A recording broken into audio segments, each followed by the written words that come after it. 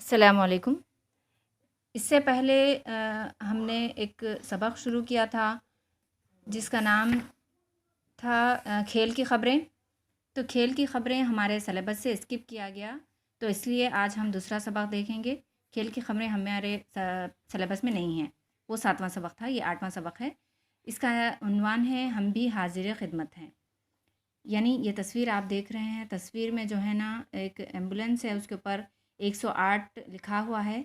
तो जब भी कोई हादसा होता है तो 108 नंबर की गाड़ी को फ़ोन कर कर बुलाया जाता है, उससे तिब्बी इमदाद हमें मिलती है।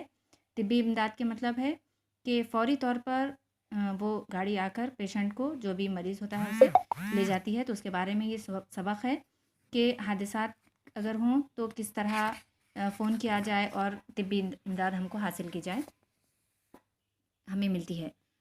तो यहाँ पर दिया गया मुकाम, ये लेटर है, यहाँ पर लेटर दिया गया। तो लेटर में है कि किस तरह हमको ये इस सबक से ये भी मालूम होता है कि ख़त किस तरह लिखना है। सबसे पहले मुकाम हैदराबाद, फिर बतारीख़ 11 नवंबर 2011 दादा जान को लिखा गया लेटर है।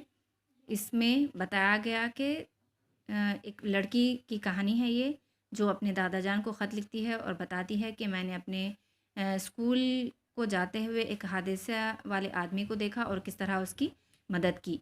तो ये लेटर के ज़रिए हमको मालूम होता है कि किस तरह हम दूसरों की मदद कर सकते हैं। दूसरों की मदद करने से हमें जो है ना स्कूल के लिए अगर देर भी हो जाए तो डांट नहीं पड़ती, बल्कि सब हमारी तारीफ़ ही करते हैं।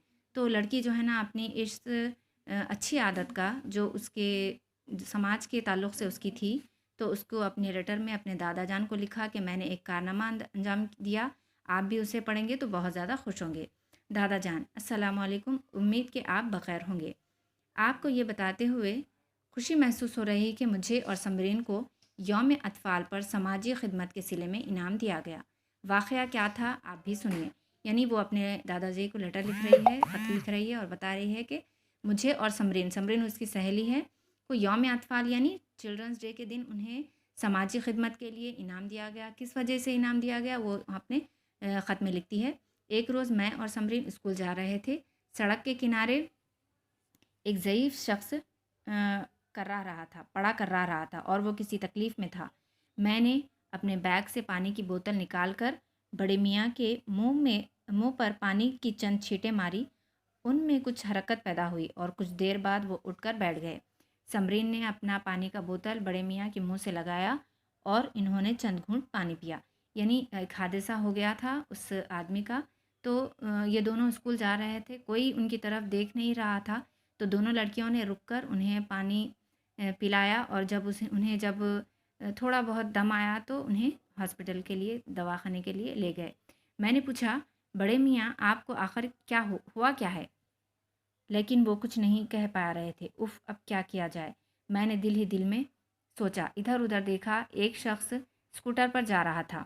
हमने उन्हें रोका और बड़े मियाँ की तरफ इशारा किया। उस शख्स ने कहा, बेटी मुझे काम है और अर्जेंट जाना है। कहते हुए वो शख्स रुखसत हो गया। इसके 1 मिनट बाद एक औरत वहाँ से गुज़रती हुई नज़र आई।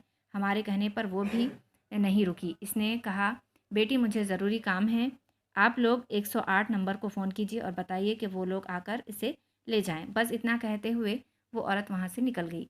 हाय! इस शख्स की हालत पर कोई भी तवज्जो नहीं दे रहा था। हमें बहुत परेशानी हो रही थी।